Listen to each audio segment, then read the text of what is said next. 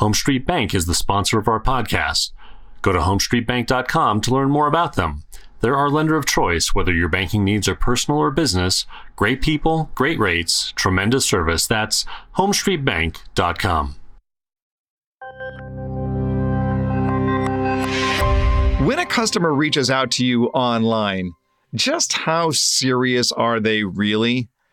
Let's talk about that on today's episode of The Buyer's Mind. Welcome to The Buyer's Mind, where we take a closer look deep inside your customer's decision-making mechanism to reverse engineer the perfect sales presentation. Now, please welcome your host, Jeff Shore. Welcome, everybody, back to The Buyer's Mind. I'm Jeff Shore, your host here. The opportunity that we have to be able to look inside the customer's mind and try and figure out how they make purchase decisions. And then when we do that, when we understand the way that our customers think, we can reverse engineer our own sales presentation to make it easy for them to do just that. And today, we're going to talk about the customer's online experience and what's happening when they are online. So I got a question for our show producer, Paul Murphy. And Murph, here's the question. I'm going to put you in this scenario. You're online because you need insurance. And so you're finding a couple of different options out there. And there's one page that says, click here for a fast quote, right? And you're looking, you're saying, great, I can go in, I can put in a little bit of information, and I'm going to find out right now how much their insurance costs, okay?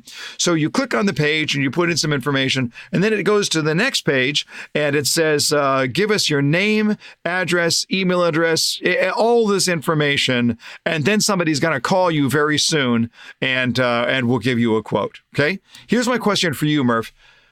How quickly are you going to bounce off of that page, or are you actually going to fill it out and hit submit? No, I'm gone. I am so quickly gone. Because you expect, if they say, we'll get it to you now, they're going to get it to me now. If I'm getting a phone call later, that's not now. That's not now. That's right. And you're trying to do this anonymously. You don't want to talk to anybody. And so you just click, you just close the page, right? Absolutely. You just close the page. Okay.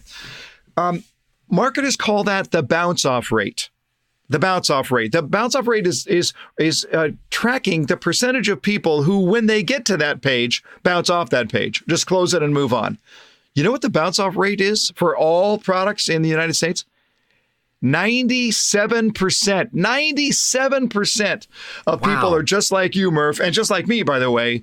They're going to get to that page and they're immediately going to bounce off that page. That seems crazy high. It really, really is. And yet, whenever you talk to people about this, they're like, well, that's what I do. That's what I do. This is what just about everybody does. And so then the question is, what does that say about the 3%? Murph, what do you think it says about the 3%? What does it say? They really want to know what they want to know, and they're willing to wait for it. Yes. And so those 3%, you know, by virtue of that, I mean, just put yourself in that position for just a moment. If I'm actually going to click send, what does it mean? It means I am I am so serious that I'm going to give you all the information you're asking for right now. That's how serious I am.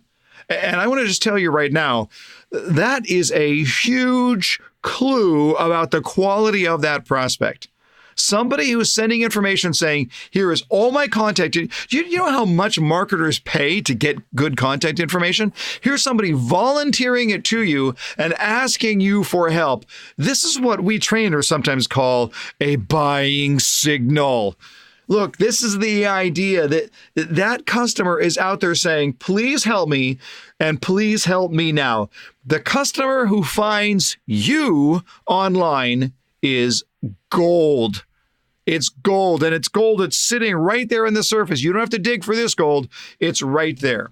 And I want to make a suggestion here to you as to how to both meet the needs of these people who submitted on that form and then blow them away. And I want to give you that suggestion in 2 words: speed and personalization. The quicker you can contact that person, the more you have the inside advantage over everybody else that's out there. Speed is everything, because at the time that they're filling out that form, that is when their emotion is the highest. That's why so many customers have instant chat pop-ups that say, hey, can I help you with something right now? And they are doing that because they know that that's when that customer is most engaged. So if they're filling out a form, at the moment they fill out the form, that is when they are at their emotional apex. But the more time that passes, what happens? Well, life happens, work happens, their kids happen. And all of these things move their attentional focus away from the moment where they hit the send button.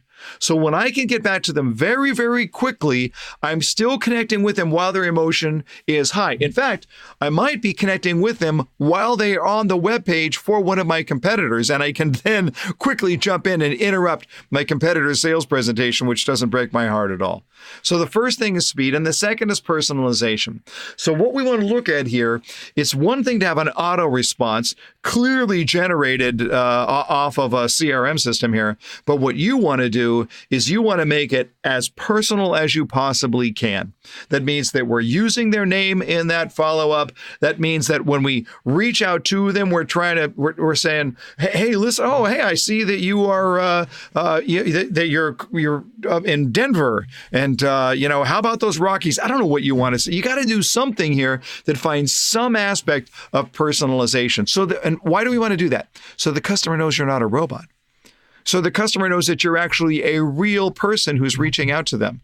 And by the way, when you look at relationships, that's how relationships work. It doesn't begin with, hi, I'm Jeff. Can you do me a favor? That's not how relationships work. Relationships work because we connect, we bond, we find some sort of common ground. Speed and personalization.